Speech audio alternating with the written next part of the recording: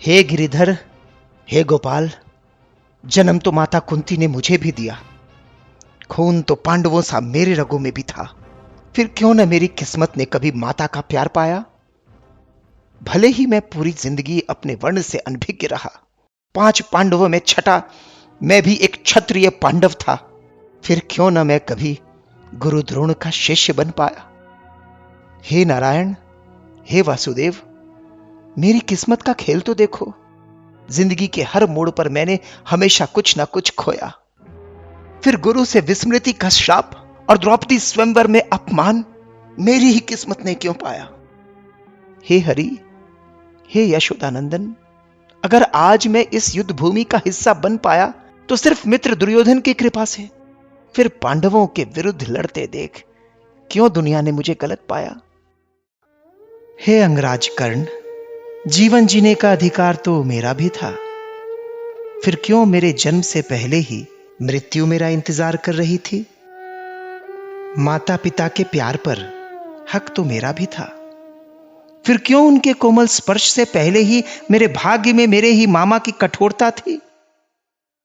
निरापद बचपन गुजारने का अधिकार मेरा भी था अंगराज। फिर क्यों मेरे बाल्यावस्था में ही मुझे अपनी जिंदगी दांव पर लगानी पड़ी।